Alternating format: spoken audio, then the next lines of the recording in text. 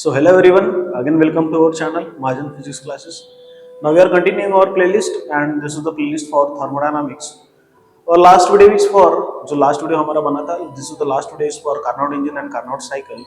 And now this is the video for refrigerator, otherwise it is also called as heat pump. ठीक है, refrigerator और heat pump.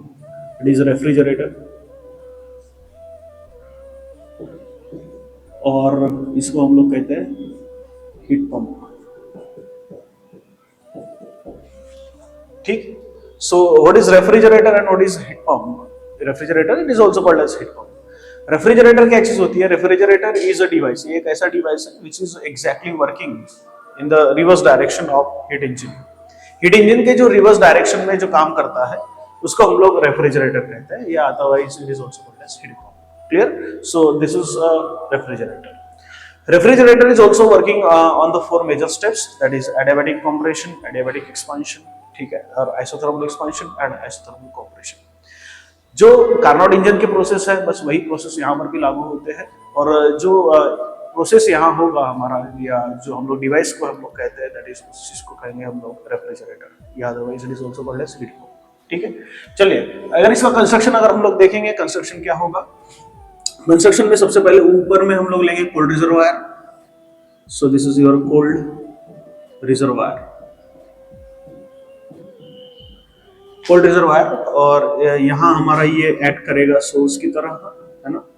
So this is act as a source and maintain a temperature that is T. Clear? So this is a cold reservoir. तो सबसे पहले आपका cold reservoir होगा. Cold reservoir जानते होंगे आप लोग क्या चीज होती है. Cold reservoir is a heat reservoir which is maintain at very low temperature, सबसे लो टेंपरेचर पर मेंटेन होता है, and it has infinite thermal capacity so that any amount of heat can be withdrawal from it without changes its temperature. यहां से मैं कितनी भी अमाउंट ऑफ हीट को विड्रॉल कर सकता हूं without changes its temperature, so that is called as cold reservoir. ठीक है, यहां हम लोग लेंगे हीट पंप, या अदरवाइज आपका वर्किंग सब्सटेंस यहाँ होगा. ठीक है, यहाँ आपका होगा हीट पंप और रेफ्रिजरेटर.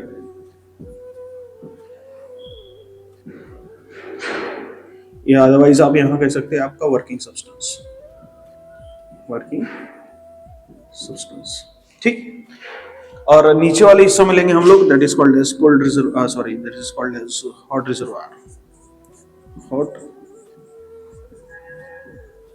रिजर्वायर, और इस इज कॉल्ड एज सोर्स. हो गया, अभी हमारा सिंक हो जाएगा, and maintain this temperature of T2. Clear? So this is called as cold reservoir, या हॉट रिजर्वायर, या हमारा हीट पंप होगा, और यहाँ से हीट हम लोग यहाँ से एब्सॉर्ब करेंगे. So there is a heat is absorb from this point. Clear? So that is the amount of heat which is absorb from this is Q1, है ना. That is amount of heat absorbed, ठीक है, by the working substance या otherwise by the heat pump. ठीक है, and जो remaining amount of heat रहेगी, so it is rejected to the sink.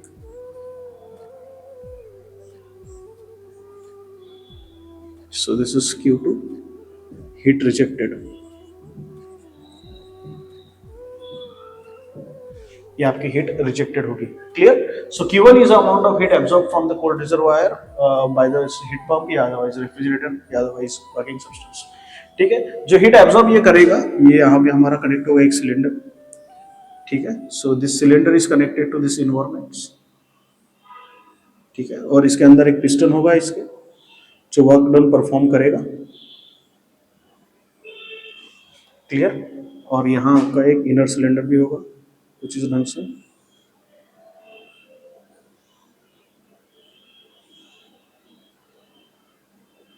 So this like this. Clear? So ये आपका piston है, this is your piston, this is your cylinder, ये आपका cylinder. So ये मेजर सिलेंडर, ये आपके 4 मेजर स्टेप्स हो गए इसके कंस्ट्रक्शन के. ठीक है, अब ये 4 मेजर स्टेप को हम लोग फटाफट इसमें से देख लेंगे. वर्क डन आपका होगा यहाँ, work done this is Q1 minus Q2.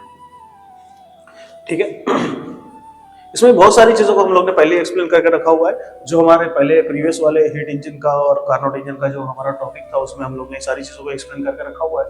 But still मैं यहाँ फिर से एक बार आपको इसको थोड़ा सा रिवाइज करके देता हूँ। That is called reservoir. Cold reservoir एक रिजर्वायर होता है, एक हीट रिजर्वायर होता है which is maintain at very low temperature so that any amount of heat can be withdrawn from it without changes in its temperature। तो उस चीज को कहते हैं हम लोग कोल्ड रिजर्वायर। ठीक, यहाँ हमारे वर्किंग सब्सटेंस है, working substance is enclosed in this that is एक सिलेंड्रिकल शेप है हमारा यहाँ पे, या स्फेरिकल शेप जो चीज है यहाँ पे, हम लोग इसको वर्किंग सब्सटेंस यहाँ एनक्लोज करेंगे। So this that working substance, या अदरवाइज हम लोग इसको हीट पंप भी कह सकते हैं, अदरवाइज रेफ्रिजरेटर भी कह सकते हैं। That is nothing but your next, that is hot reservoir. Hot reservoir is a heat reservoir which is maintained at a higher temperature। वो higher temperature पे maintain किया जाता है। So it means that we have to add any amount of heat। इसमें हम लोग कितना भी amount of heat अगर हम लोग ऐड करेंगे तो इसका initial temperature इसका कोई change नहीं होगा। So without changes in temperature, clear? So that is nothing but next is your cylinder। cylinder आपका cylinder में अंदर एक inner cylinder that is piston। So when this working substance, ये अभी ये इसका construction हो गया, और construction के बाद में अगर हम लोग इसका working देखेंगे तो working क्या होगा? It's very simple working। When the refrigerator, yeah, otherwise working substance absorb the definite amount of heat, that is Q1 from the cold reservoir, and that heat which is absorbed from the cold reservoir is utilized to do the work done। ठीक है, and the amount of heat which is remaining to perform the work done, जो work done perform करने के लिए जो heat बच जाती है, so that Q2 is that is supplied to this hot reservoir, and this cylinder perform the equivalent amount of work done। Clear? और work done कितना परफॉर्म करेगा? W is equals to Q1 minus Q2।